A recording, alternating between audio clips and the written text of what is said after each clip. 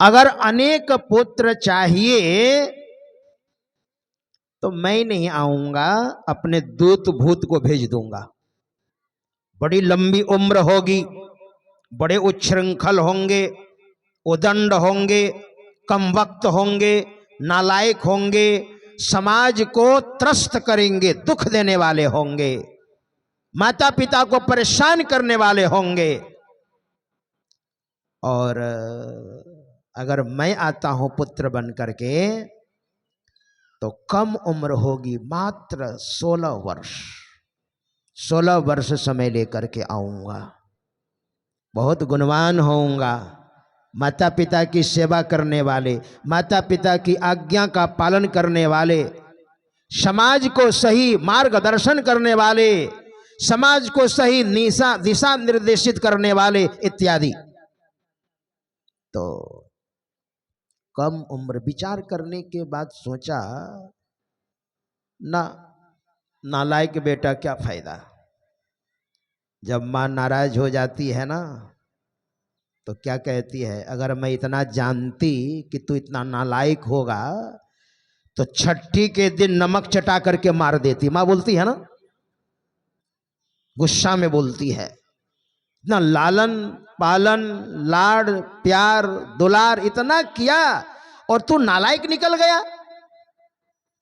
बहुत दुख होता है माता पिता को तब। तो सोचने के बाद दोनों दंपति ने कहा, नहीं प्रभु, कम ही उम्र हो लेकिन गुणवान पुत्र हमको चाहिए। कहा तब तो मैं आऊंगा। मतलब भोले बाबा को भी आने का मन किया तो संत के रूप में आए, बालक बन करके आए। और 8 वर्ष की अवस्था में मां से आज्ञा लेकर के सन्यासी बन गए, है ना। और पाखंडवाद को उन्मूलन किया, समाप्त किया। तो उनके बहुत सारे शिष्य हुए, पद्मपाद, हस्तमालक, सुरेश्वराचार्य, तोटकाचार्य, ये 4 मुख्य शिष्य थे। तो उन शिष्यों ने जिज्ञासा की है गुरुदेव भोले बाबा से, कहा मूर्खस्ति को यस्तु, गुरुदेव मूर्ख किसे कहते हैं। तो भगवान शंकराचार्य कहते हैं मूर्ख विवेकहीन, जो विवेकहीन है वो मूर्ख है ना। आप विवेक किसको बोलते हैं? विवेक का अर्थ होता है शोधा हुआ ज्ञान, है ना। आपके पास ज्ञान है मगर वो शोधा हुआ, संशोधन किया हुआ ज्ञान को ही विवेक कहा है। तुलसी बाबा ने तो लिखा है, बिनु सत्संग विवेक न होई, है ना। बिनु सत्संग विवेक ना होई। क्या खाना है क्या नहीं खाना है, किसको त्यागना है किसको ग्रहण करना है, तो शोधे हुए ज्ञान को विवेक कहा जाता है। तो वही तो मूर्खस्ति को यस्तु विवेकहीन, जो विवेकी नहीं है ना, जो विवेकी नहीं है वही मूर्ख है। और पढ़ लिख करके भी विद्वान हैं और नहीं खाने वाली चीज खा रहे हैं तो वो मूर्ख हैं। वही तो युधिष्ठिर महाराज ने कहा, केवल वेदों को पढ़ते हैं पटकाहा और पाठकाश चाहिए, वह पढ़ा दिया, पढ़ करके पढ़ा दिया, और अन्य तरह से चिंतन भी किया, 54 शास्त्र चिंत कहा, लेकिन अगर वह व्यसनी है, केवल पेट भरने के लिए ही अगर ये सब पढ़ते हैं और पढ़ाते हैं तो ये मूर्ख है। सर्वे व्यसनिनो मूर्खा। तो पंडित कौन है? यह क्रियावान स पंडिता, क्रियावान जो आचरण में उतारता है वो पंडित है ना। महाराज युधिष्ठिर ने कहा, फिर कहा, जवाब दिया, चतुर्वेदोपि दुर्वृत्तः, चारों वेदों को पढ़ा हो, जबकि वेद का अर्थ होता है ज्ञान, चारों वेदों को पढ़ा हो लेकिन वह दुराचारी हो। दुराचारी मतलब जो नहीं खाने का वो खाते हैं, जो नहीं पीने का वो पीते हैं। अगर दुराचारी है तो स शूद्रादति रिच्यते, वह शूद्र से भी नीचे चले गए, ऐसा कहा, वो शूद्र से नीचे हैं चारों वेदों को पढ़ने पर भी। तो क्या इसका मतलब हुआ? यह क्रियावान स पंडिता। क्रियावान कौन सी क्रियावान? कौन सी क्रिया? वही जो ध्यान करते हैं गुरु से दीक्षा लेकर, और दृष्टि, देखिए ध्यान कीजिएगा तो कुछ न कोई ध्यान बनेगा ही, है ना, ऐसा नहीं कि नहीं बनेगा। वही तो वेद को जानते हैं, वही तो वेदज्ञ हैं। यत्सम वेद स वेदवित्, वही संत कबीर साहब ने कहा, दाहिने सूर्य चंद्रमा बाएं तिनके बीच छिपाना है। तो मारत बाण विधा तन ही तन सदगुरु का प्रमाणा है। बाण तन की कमान, सुरथ का रोदा, और शब्द बाण ले ताना है। तन की कमान, ये शरीर है ना, इसको ठीक ठाक रखना पड़ता है। धनुष आपने देखा? धनुष, धनुष होता है, उसमें कमान होती है, वो जो बांस का होता है उसको कहते हैं कमान, और रोदा कहते हैं रस्सी को।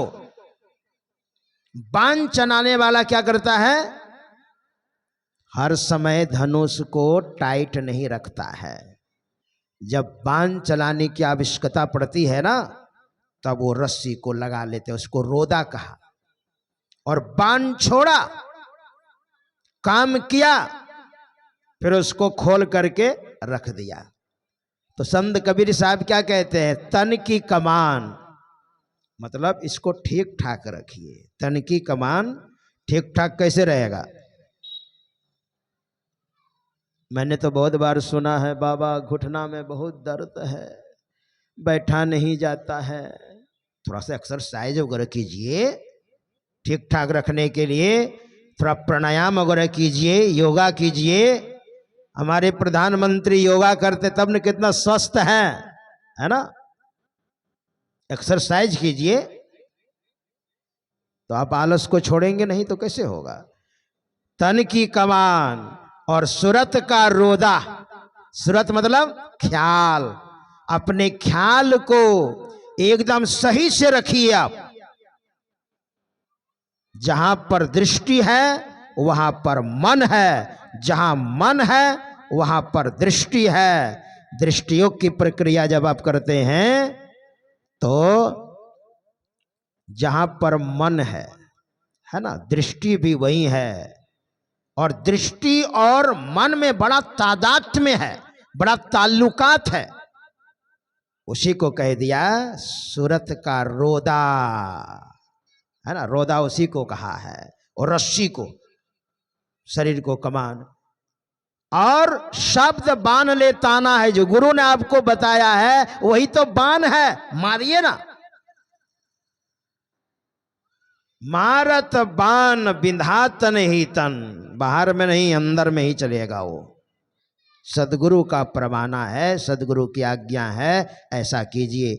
और इसी तरह से करते करते करते करते अगर थोड़ा सा भी अगर आपकी वृत्ति वहां पर एकाग्रता को प्राप्त हो जाती है, हमारे महापुरुष कहते हैं सैकड़ों जन्म का कमाया हुआ पाप तत्क्षण विनष्ट हो जाता है। सैकड़ों जन्म का कमाया हुआ पाप, दूसरा कोई उपाय नहीं है। और मुहूर्तमपि योगच्छेन नासाग्रे मनसा सह सर्वं तरति पापानां तस्य जन्म शतार्जितम, कुछ देर भी मन के सहित सुषुम्ना में आपकी वृत्ति एकाग्र हो जाती है तो बड़ा आनंद आएगा भीतर से, है ना। तो सैकड़ों जन्म का कमाया हुआ पाप जल करके राख हो गया, दूसरा कोई उपाय नहीं है। तो इसी को समझाने के लिए कह दिया कि आप वेद को जानते हैं। अच्छा, अभी सरस्वती पूजा आने वाली है, सरस्वती पूजा आने वाली है। सरस्वती माता क्या है? देखिए, सगुण होता है और निर्गुण होता है, दोनों होता है। कथा का बहिरंग भी होता है और अंतरंग होता है। केवल बहिरंग में आप रहिएगा तो वास्तविक ज्ञान से आप बहुत दूर रहिएगा। सरस्वती का मतलब क्या हुआ? हमारे शरीर में सरस्वती माता का स्थान है। हमारे शरीर में संपूर्ण देवी देवता हमारे शरीर में है। संक्षिप्त में आपको मैं बताता हूं, जैसे हाथ है, हाथ में देवताओं के राजा इंद्र का निवास है, सबके हाथ में है। इसलिए प्रत्येक दिन कुछ न कुछ दान करना चाहिए, क्योंकि इंद्र दान करते हैं, इसलिए स्वर्ग में वो प्रतिष्ठित रहते हैं। धर्म कार्य में दान करना चाहिए, अपनी कमाई का दशांश कम से कम। तो हाथ में देवताओं के राजा इंद्र का निवास है, पैर में वामन भगवान का निवास है, घुटनों में यमराज का निवास है, मूलाधार केंद्र में गणेश भगवान का निवास है, स्वाधिष्ठान में भगवान ब्रह्मा जी का निवास है, मणिपूरक में भगवान विष्णु का निवास है, अनाहत में भोले बाबा और माता पार्वती का निवास है, विशुद्ध में सरस्वती माता का निवास है, और आज्ञा चक्र में जहाँ ध्यान करते हैं सम कल्याणम करोति इति शंकरः, भोले बाबा का निवास सुषुम्ना में है। इसलिए इसको शिव नेत्र भी कहा गया है ना।